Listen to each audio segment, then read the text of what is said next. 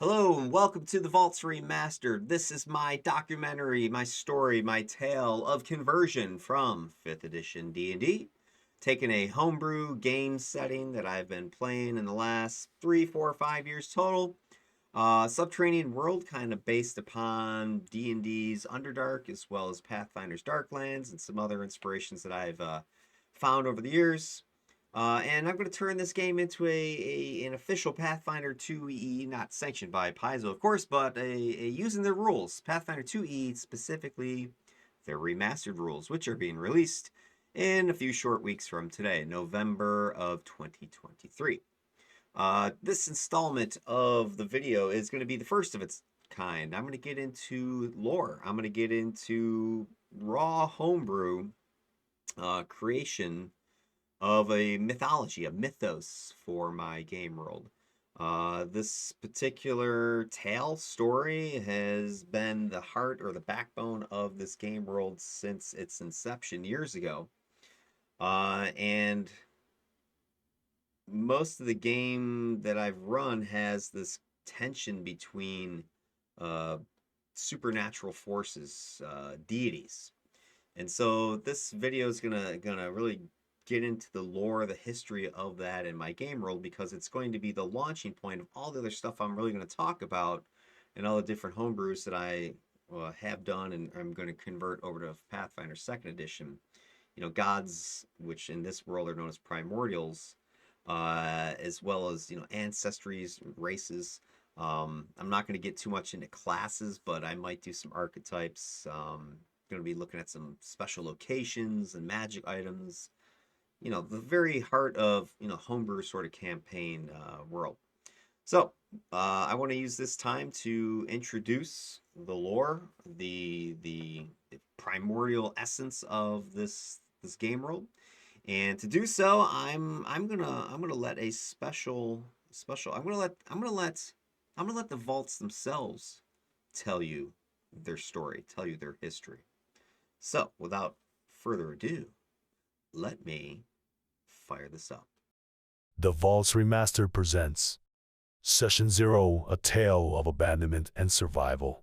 The Primordials of the Vaults. Echoes of the dark elf scream reverberated through the tunnels before plunging into haunting silence. We remained motionless, waiting. My companion's voice whispered beside me. The primordials will shield us. We must stand fast in our faith. We will survive. I could not help but scoff at the Oread's naivety. Survival? Is that what this is called? I know you are a learned man, Earth cousin, but you speak as if you know them. I've seen the truth. If you knew the tales as I do, you would realize your faith has been squandered.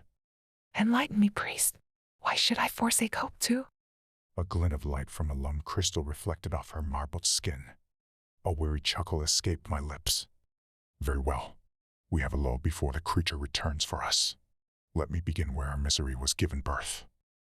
The Inception War. In a time before memory, when the universe churned with primordial Zeus, gods emerged, their sights set on the cosmic flame. They coveted this essence, for it was the only power in the nothingness that could bring structure to the entropy revered by the Old Ones, who kept the flame hidden. Through cunning and might, the gods seized the flame from the Old Ones, harnessing its power to birth the abyssal Patala and luring the elders within. There, the Old Ones were trapped, condemned to an eternal torpor in a swirling maelstrom beyond the void. Now unfettered, the gods used the cosmic flame to spin filaments of inception from which they'd weave the cosmos they would soon rule over. To guard against the Old Ones' return, the gods ignited the forge of creation to refine shards of quintessence into building blocks, which they used to construct the luminous gate of Aetheratus. This sentient work would stand as an ever-vigilant sentinel between the realities of the cosmos and Patala. But the gods were arrogant. Zeus could not be so easily contained. It soon reappeared in the heart of one of their own. My Oread companion nodded in recognition. You speak of Ophidus, the father of serpents. The primordials helped defeat him during the Schism. Another chuckle escaped my lips. One does not call a war between gods a schism, child. It was nearly the end of everything. In the wake of the Inception War, the cosmos flourished for ages. Yet all was not peaceful. Disputes arose among the divinities as to the form of the shepherds for their newly created worlds. Ophidus, his mind polluted with the power of the Zeos, worked in secret to raise the first mortals, the Naga. And it soon became apparent why. Mortal worship was like ambrosia, and Ophidus grew drunk from the power it contained. It made him peerless. Envy grew in the other gods, who wished to share in the power of this newfound energy, mortal worship. But Ophidus coveted the power, driven mad by the Zeos now churning within him. The Naga soon spread across all the lands, conquering, transforming, building great works to their one god, the father of serpents. Tempesti, Ophidus's love, tried to talk reason to her husband, but he would hear no argument. When some of the other gods tried to take control of the Naga, they were slain by Ophidus's fury. In that moment, Tempesti realized her husband was no more. He burned with a blinding fever caused by the Zeos, and there was no way to separate the pair. To stop him, she rallied the remaining gods to create another mortal child, one that would worship them all and thus grant the power needed to counter Ophidus's growing dominion. Drawing from the essence of life itself, a force known as the Fae, the gods gave form to the elves and gifted them with their combined magic. Thus, the schism erupted into war. Upon every world, the skies wept fire and oceans rose to swallow the lands. The cosmos became a battleground for the souls of mortals. In the end, the Naga were driven to extinction, and Ophidus, weakened with the loss of his followers, was banished from the cosmos forever. I know this tale. Fearful of a threat to their rule, the gods tricked the Primordials. They lured them beneath the world where they were entombed for eternity. In their despair and hope, they gave rise to us, the stone people, that we might free them. No, I said more angrily than I should have. That is the lie told to us by those who seek our servitude. In the aftermath of the schism, the gods withdrew their power from the elves and invested it in mortals of their own creation. The stone peoples were crafted by the sacred three, Voculus, Felser, Harther. Gods, not primordials. They loved us like newborns, and granted us control over their works. I don't understand. Then why would they forsake us? And what of the Primordials? Because we are not the first of the gods' children. The primordials were, born of love between the gods themselves. As you have said, they fought alongside their sires to combat Ophidus's tyranny. Promises were made to them, promises that were broken and led to the Scion War. When the cosmos was created, it was promised to the primordials. However, in the aftermath of the schism, the gods determined that no divinity should ever walk the worlds they nearly annihilated. Instead, they decreed that all divinities shall be bound to the heavens and the worlds given to the mortals, who were gifted free will. Many primordials felt scorned by this decree. They had bled and died by the scores fighting during the schism. They believed they had earned the right to rule over the cosmos. Instead, they were being herded into a gilded corral. Enraged by their perceived inferiority to mortals, they plotted against the gods and, when the time was right, unleashed their wrath. As a shocking first blow, they shattered the gate of Aetheratus, opening the way for the old one's return from the emptiness of Patala. Streams of aberrations, the vanguard of the elder gods, pierced the cosmos through void portals, unleashing devastation upon unsuspecting mortals. While the gods rallied against this ancient foe, the primordials wrought havoc, toppling civilizations and cutting down the worshippers of their parents. The heavens raged, and entire worlds shattered. The cosmos resounded with the echoing cries of a divine family torn asunder.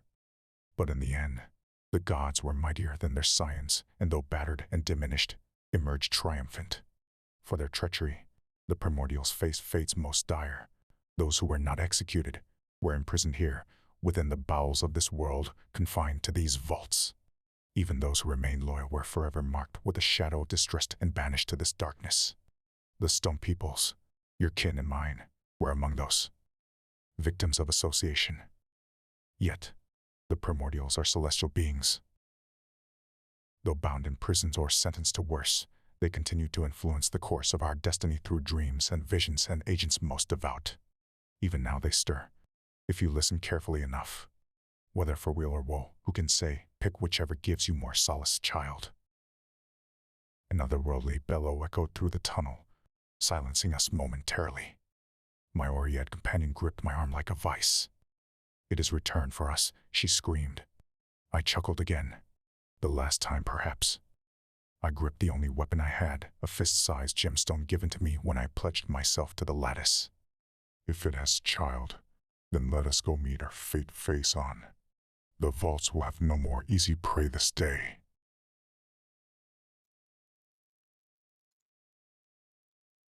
And I'm back. All right.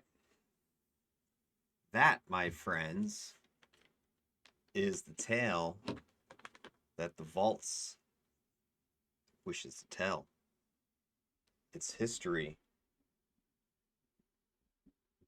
basically as a prison for these primordials. So this subterranean world, this pancake stack of caverns that I've described in previous videos, that's this hollow earth, this underworld, is the residence for banished, imprisoned, dead, alive primordials, children of the true gods, nearly equal in power. And it's their power, their struggle that really drives most of what is happening or going to happen in the vaults. And the characters, the PCs that are created, are going to be driving against or with these forces, combating them. And there is going to be, or perhaps allying with them. I shouldn't jump to conclusions. But the grand struggle is chaos versus order. Some forces are for anarchy or for freedom. Others are for control, tyranny, structure. What ends up happening really depends on what the players choose to do each session. But moving forward, I'm going to be getting into individual primordials.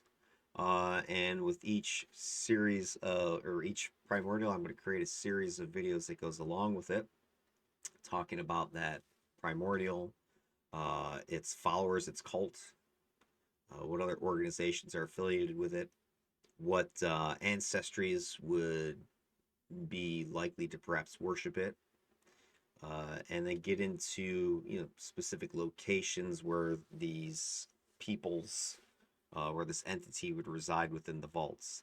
And this lore, this creation of mythology, is what the players will help me create. Their actions, what their characters do, is going to help determine what gets created and when.